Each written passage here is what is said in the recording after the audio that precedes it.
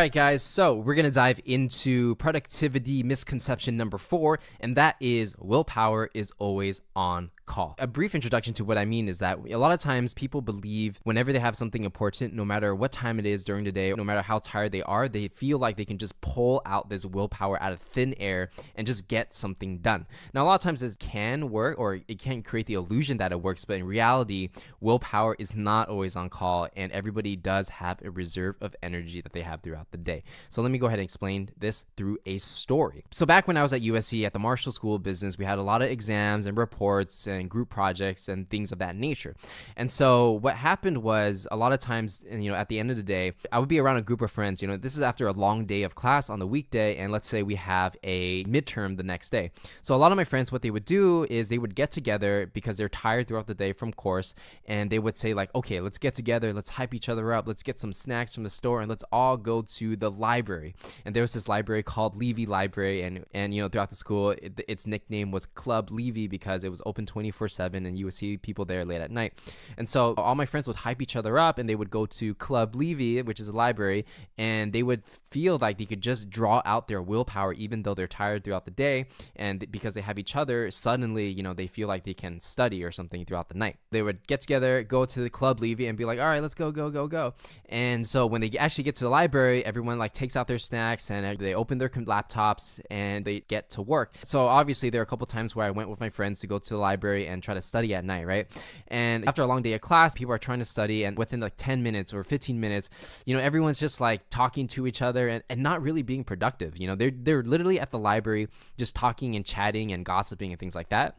And they got like a midterm the next day, but they're not really studying. And then when they try to study, they say they can't because they're tired or whatever, and try to eat more snacks, and they try to be social and try to get more energy and pull that energy out thin there, but it just doesn't work. And I was just thinking to myself as I was sitting there, like, man, we're all going to get bad grades because we're not focused, we don't have energy, and obviously this is not working. And so a late night study session really just turned into like just people hanging out at the library for no reason, and obviously this was not something that I really wanted to do. So from that point on, I decided to change my strategy, and I realized that energy, you can't just pull it out of thin air, you have to renew it. So if I had a midterm the next day and I needed to study, after a long day of class, instead of trying to go to the library and study all night and try to like do well on my test, I would literally just go home and take a 4-hour nap. So if I got home at like, let's say 10 p.m., I would nap until 2 a.m., and get up at 2 a.m., I would feel much more energized, and then I would just straight up study until the midterm actually came about the next day. And so this worked a lot for me. Instead of trying to buy snacks and socialize with people and try to get people to hype me up, all you really have to do is take a little nap, recharge, and then start working again in the morning. And so this is how I was able to sustain my energy and not have to do any late nights of crazy studying. I would just literally just go to sleep and wake up and do it in the morning. And so let me explain to you why this is so powerful. When you think about willpower, you want to think of it like an energy bar on your cell phone. Every day you wake up, you are at 100% capacity because sleeping actually charges your willpower. And so the more you use your mind throughout the day, the more energy you are going to use.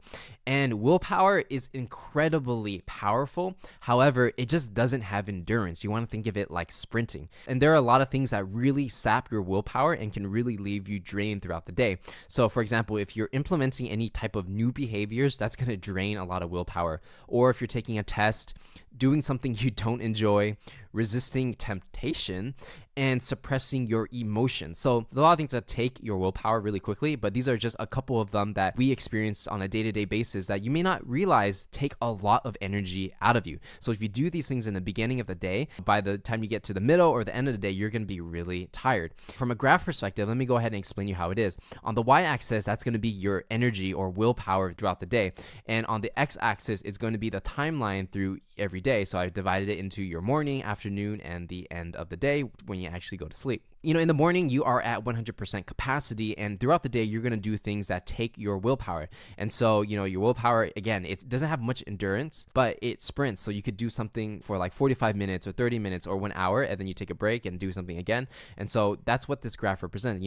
You're basically using your willpower throughout the morning, and then eventually you run out of willpower, and this is why people need to take breaks. So you take your morning break, maybe it's 15 minutes, 20 minutes, whatever it is, then your willpower recharges. But the second time around during the morning to afternoon, what's going to happen is your willpower will deplete faster because you use a lot of it in the beginning. So in the middle, as you can see, there's less jagged lines, meaning that you could do basically the same task will take you more willpower and you'll drain you out faster. And so in the afternoon, you're running low on energy, so you eat some food, you get a drink and you recharge your energy again. From afternoon to the end of the day, what's going to happen is that your willpower is going to deplete very quickly. It's basically your energy level after doing like one intense task is just going to drop. Whereas in the beginning of the day, you could do multiple of those tasks. At the end of the day, you're only going to do like one or two, and then you're going to be completely tired. Bringing it back to when my friends at USC would go to the library to try to study at the end of the day after a long day of class, the reason why it doesn't work is because they basically use all their willpower throughout their entire day.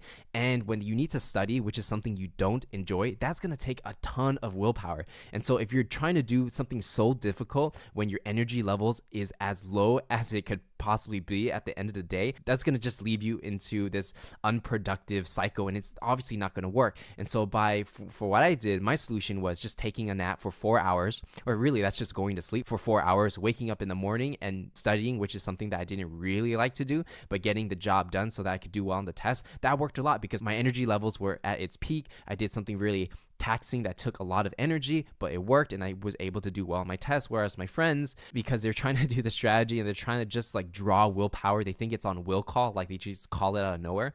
It just doesn't work. And so here are the key insights you have to know about willpower. The most important thing is you want to focus on the most difficult task first. You want to use the first 4 hours of your day to do the hardest thing, the most taxing thing, because if you leave it to the end of the day, it's hard to get it done, or it may not even get done and you might leave it to the next day.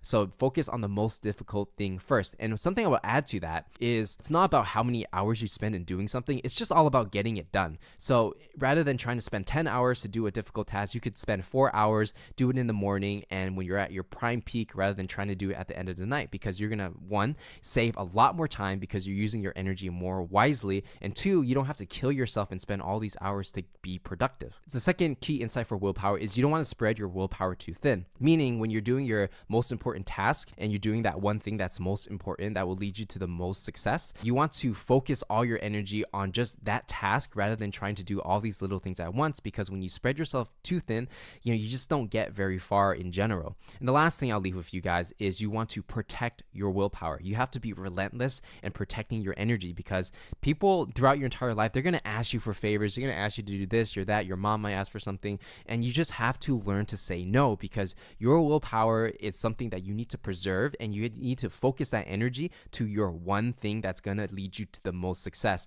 And you want to guard it with your life, because if you let other people drain your energy, it's going to reduce the chance from you being able to do the things that you actually want to get done.